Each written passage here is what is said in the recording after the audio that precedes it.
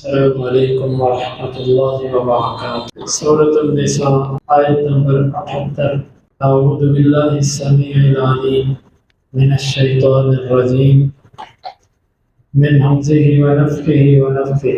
دوسری بات اس میں ایک اعتبار سے اشارہ ہے کہ موت سے تم بھاگ نہیں سکتے۔ بڑی کہاوتیں مشہور ہیں، بڑے واقعات مشہور ہیں، بنی اسرائیلی روایات اس موقع پر بعض مفسرین نے ذکر کی۔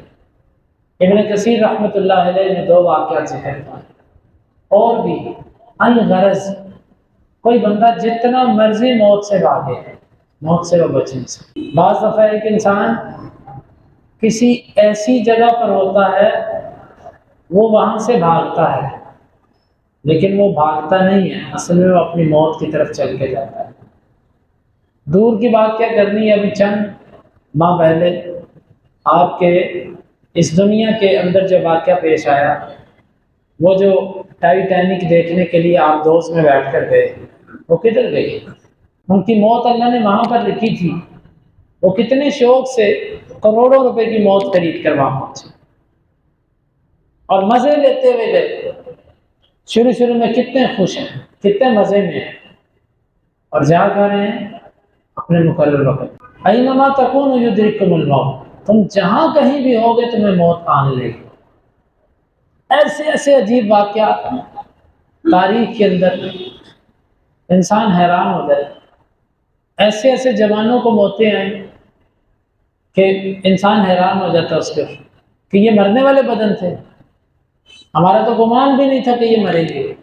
وَلَوْ كُنْتُمْ فِي بُرُوجٍ مُّشَيَّدَةٍ، اگرچہ تم مضبوط اور بلند قسم کے محلات کے اندر کیوں نہ چلے گئے، قلعوں کے اندر کیوں نہ چلے گئے۔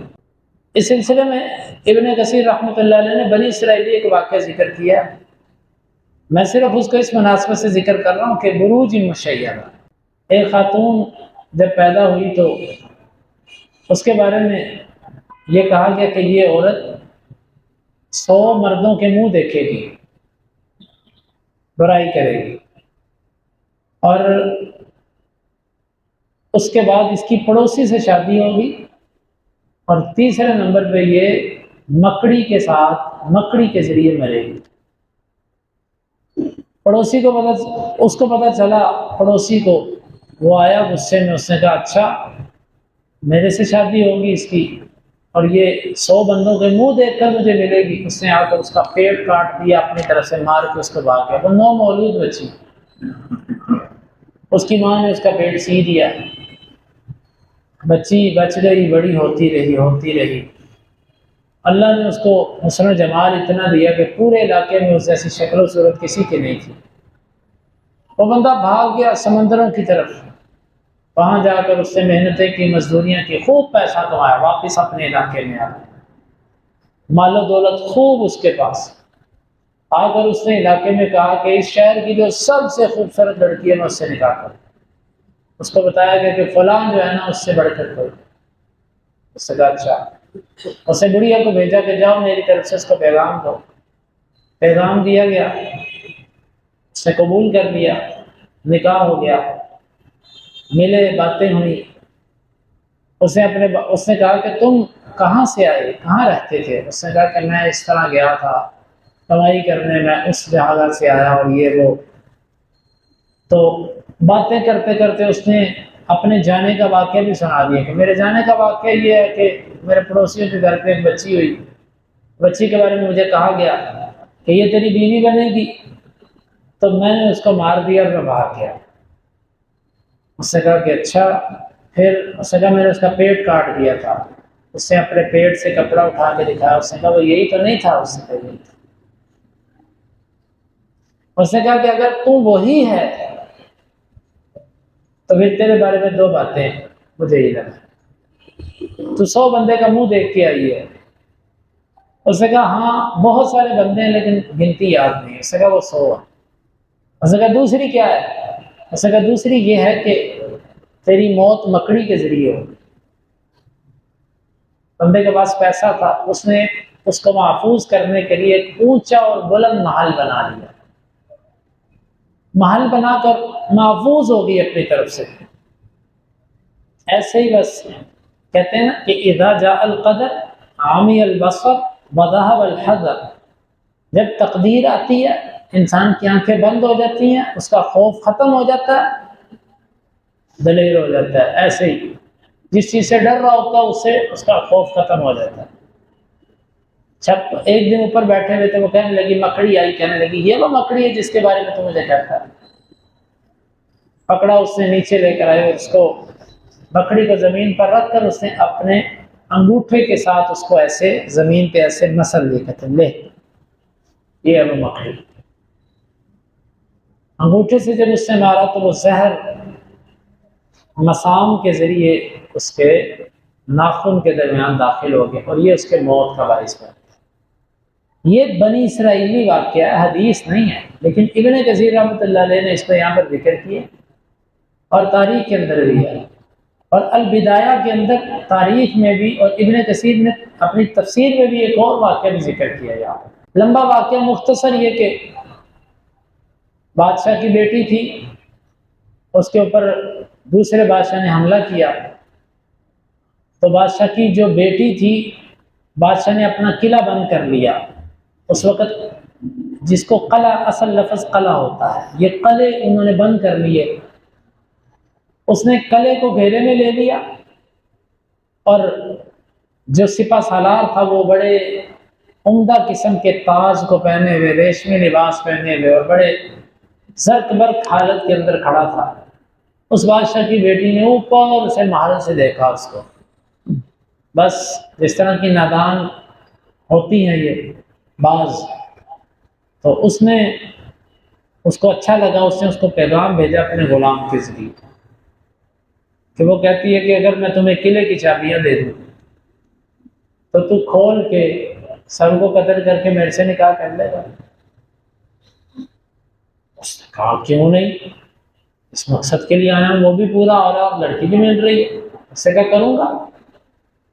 رات کے وقت اس بادشاہ کی عادت تھی شراب پینا اور سونا، اس نے شراب پی سو گیا، اس نے اس کے تکیے کے نیچے سے چابیاں نکالی۔ واقعہ لمبا مختصر بتا اور اس کو اپنے غلام کے ہاتھ بھجوا دیا۔ اس نے کھلوائے، قلعے کو کھلوایا اور اندر آیا اور سب کو اس نے قتل کیا، خزانے لوٹے اور اس کو ساتھ لے گیا۔ اسے نکاح کیا چل کے، بسانے لگا اس کو اپنے ساتھ۔ ایک رات اس کو کروٹیں بدلے، وہ اس نے کہا کیا ہوا، اس نے کہا کوئی چیز چبھ رہی ہے مجھے بستر۔ اس نے روشنی منگوائی اور دیکھا کہ اس کے بستر کو، کہا کہ خادموں سے کہا چیک کرو، وہ بھی بادشاہ تھا، چیک کرو اس کے بستر کو کیا مسئلہ۔ دیکھا تو ایک پتا سا ٹہنی سی نکلی ہے۔ اس نے کہا یہ پتے اس نے تیری نیند کو خراب کیا؟ کہتی ہاں۔ اس نے ایسے سوال کر دیا، اس نے کہا تیرا باپ تیرے ساتھ تجھے کیسے بستر پہ سلاتا ہے؟ کہتی ہے میرا باپ مجھے ریشم سے نیچے کپڑے نہیں پہناتا تھا اور مجھے شراب پلاتا تھا اور مجھے خالص جوان مکھیوں کی خوراک دیتا تھا، شہد غذاء الملکات جس کو کہتے ہیں وہ مجھے دیتا تھا اور مکھن کھلاتا تھا۔ اس نے جب اپنی خوراک کا ذکر کیا اور مجھے ململ کے بستر پر سلاتا تھا۔ اس نے جب یہ ساری باتیں سنی، اس نے کہا، اور اس نے کہا وہ مجھے مکھ کے ساتھ مکھ کھلاتا تھا ہڈیوں کی، اور نہ جانے اس سے کیا کیا خوراکوں کا ذکر کیا اور بستر کا ذکر کیا اور لباس کا ذکر کیا۔ اس نے کہا اس باپ کو تو نے یہ بدلہ دیا۔ اب دیکھیں جب دن بدل گئے، اس نے کہا اس باپ کے ساتھ تو نے یہ کیا کہ تو نے چابیاں مجھے دی اور تو نے اس کو میرے ہاتھوں مروا دیا۔ بس دماغ پھر گیا اس کا۔ اس نے بلایا غلاموں کو، کہتا پکڑو اس کو، گھوڑا لے کر آؤ۔ گھوڑا لے کر آیا، کہتا اس کے بال گھوڑے کی دم کے ساتھ باندھ دیے اور گھوڑے کو ضرب لگائی، بھاگ۔ گھوڑا بھاگا اور یوں اس کی موت واقع ہوئی۔ وَلَوْ كُنْتُمْ فِي بُرُوجٍ مُّشَيَّدَةٍ، بلند بلند قلعوں کے اندر رہنے والے، موت جب آتی ہے تو ایسے بھی آتی ہے۔ موت کا کوئی وقت نہیں ہے۔ یہ آیت مبارکہ جہاں پر ہمیں جرأت دلاتی ہے وہاں پر ہمیں کہتی ہے کہ اسباب، وسائل، کتنے ایسے لوگوں کے واقعات ہم نے سنے، اس کے ساتھ کئی باڈی گارڈ ہوتے ہیں آگے پیچھے، وہ باڈی گارڈوں کے بیچ میں بندہ مارا جاتا ہے۔ کتنے اتنے جرأت مند دیکھے ہیں، بڑی احتیاط کرنے والے، جب اہم موت کا وقت آتا ہے احتیاط ختم ہو جاتی ہے، گھر سے باہر آ جاتے ہیں۔ دشمن کیسے اتنے واقعات، دشمن گھر پہ آ کے گاڑی میں بٹھا کے دوست بن کے لے جاتا اور جا کر مار دیتا۔ وَلَوْ كُنْتُمْ فِي بُرُوجٍ مُّشَيَّدَةٍ، موت سے مفر نہیں ہے، موت سر پہ کھڑی ہے، کوئی بندہ اس سے بھاگ نہیں سکتا۔ سلمان علیہ السلام کی تاریخ کے بارے میں آتا ہے کہ ان کا ایک وزیر تھا، سلمان علیہ السلام کی عدالت میں کھڑا ہے تو ایسے اس کو خوف محسوس ہوا، اس کے سامنے موت کا فرشتہ آیا، ملک الموت، اور اس کو آ کر ایسے گھورا، اس نے غصے سے وہ ڈر گیا۔ سلمان علیہ السلام کو کہتا مجھے ہند کی زمین پہ پہنچا دو، ہوا کو حکم دے مجھے ہند لے جائے۔ سلمان علیہ السلام نے ہوا کو حکم دیا، اس کو ہند لے آئی۔ ہند آیا تو فرشتے نے اس کی روح قبض کر لی۔ سلمان علیہ السلام کے پاس گئے، پھر آیا، بتایا، کہا کہ اس دن تو نے ہمارے وزیر کی طرف ایسے کیوں دیکھا تھا؟ کہا اس لیے کہ میں دیکھ رہا تھا کہ اس کی موت اللہ نے ہند کی سرزمین پر رکھی ہے، اور یہ یہاں پر کیا کر رہا ہے؟ وقت قریب ہے اور یہ یہاں پر ہے۔ تو آپ کو اللہ تعالیٰ، اس نے آپ سے کہا، آپ نے ہوا کے ذریعے اس کو بچایا، میں نے مقرر وقت پہ اس کی۔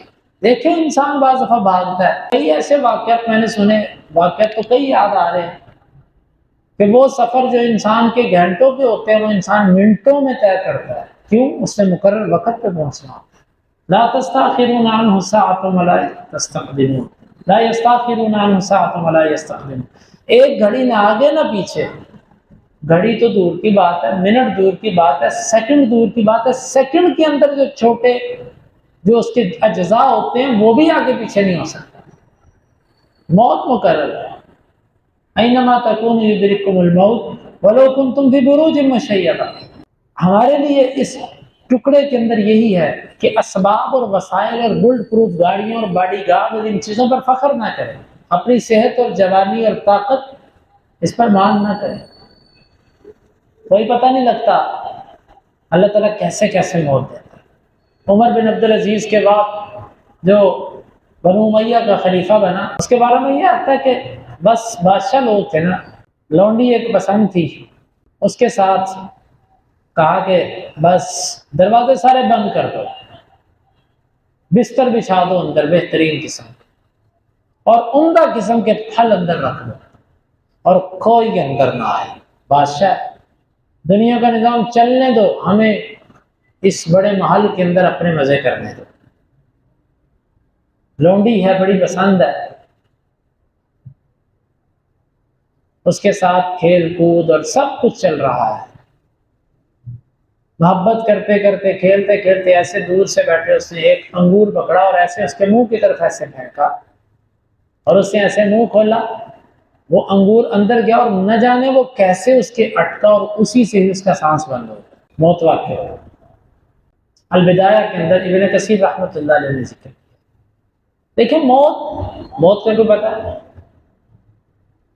وہی چیز جو انسان کی زندگی کی بقا ہوتی ہے وہی موت کا باعث بن جاتی ہے۔ کہ چند دن پہلے ایک دوست بتا رہا تھا کہ میری بیٹی دودھ پیتے پیتے اس کو بوتا آ گیا اور وہ فوت ہو گئی۔ اندازہ کریں، جب موت کا وقت آنا ہے تو جو چیز آپ کی ضرورت ہے وہی آپ کے لیے موت کا باعث بن جائے گی، جو آپ کی بقا ہے وہی آپ کی انتہا بن جائے گی۔ اس لیے یہ آیت مبارکہ ہمیں سبق دیتی ہے کہ موت کی تیاری کرو، لیکن موت سے ڈرتے ہوئے اللہ کے حکموں کو مت چھوڑو، اللہ کے حکموں سے پیچھے مت رہو۔ سبحانک اللہم ربنا و بحمدک اشہد ان لا الہ الا انت استغفرک و اتوب الیک۔